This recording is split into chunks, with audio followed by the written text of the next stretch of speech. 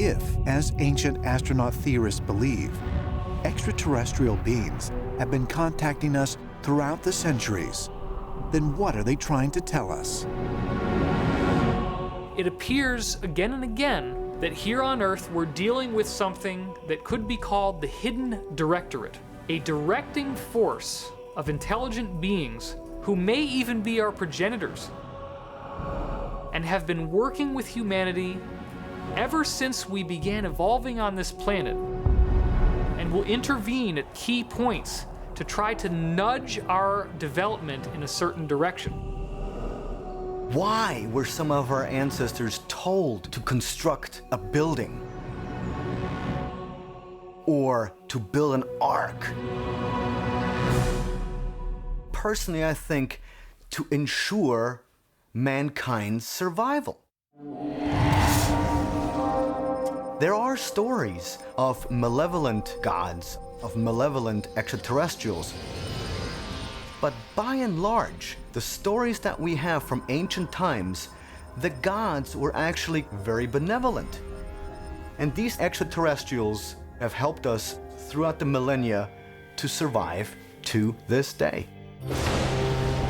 One of the oldest and most widespread stories of divine or unearthly intervention in human events can be found in the many great flood myths. There are flood myths all over the world, not just in the Bible. You can find them all throughout South America. You can find them in Native American traditions. You find them in the Celtic traditions, the legend of the Ragnarok, the deluge. It's in Asia. Native Africans have flood myths. So the story of Noah is not an isolated event that only happens in the Bible. It's part of a bigger story. The oldest documented flood myth is the story of Utnapishtim in the Epic of Gilgamesh. The ancient Sumerian tale was discovered on a series of clay tablets dating back thousands of years. Utnapishtim has a story which is almost identical to the story of Noah. There's only a few slight differences. In the Utnapishtim story, the beings that spoke to him and warned him about this spoke through the walls of his house, and his house then became the craft that was used to evacuate. Like Noah, Utnapishtim collected every type of animal in anticipation of the flood. But could it have really been possible to collect every type of animal and fit them all in a single craft?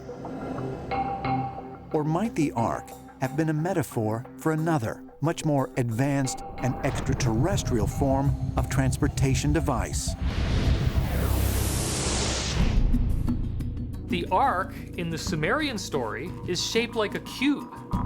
We now have physicists that are developing hyperdimensional physics models in which they're actually plotting out the mathematics of how these higher dimensions are constructed and what they look like. It is called a tesseract. A tesseract is a cube within a cube.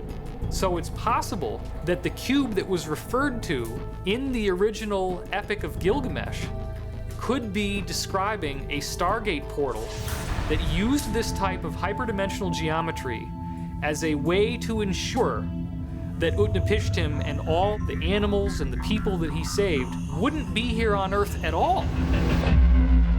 And that's how they were able to survive the deluge. Around the world, many churches, temples, and other holy structures are said to have been divinely inspired by angels, gods, and even beings from other worlds. But why? To honor and praise a supreme being? Or might there be another purpose? Angkor Wat, Cambodia. In the 16th century, one of the first Westerners to see this elaborate temple, Portuguese monk Antonio de Magdalena, described it as an extraordinary construction, as like no other building in the world. With each side measuring nearly a mile long, Angkor Wat remains the planet's largest religious structure. Although mainstream archaeologists believe Angkor Wat was built in the 12th century by King Suryavarman II as a state temple and capital city, Cambodian legends maintain it was built as far back as 600 BC by Priya Pishnokar, the offspring of a commoner father and a mother who came from the heavens. When grown, Priya was said to be abducted up into a flying palace by a group of otherworldly beings, led by the god Indra. The message Priya received was to be a leader for his people and a teacher. He was taught all these different things when he was up at Indra's heaven, this flying palace up in the sky. When he came back to Earth, after this long education, Priya was basically the chosen one to teach his people in the ways of the world and the universe.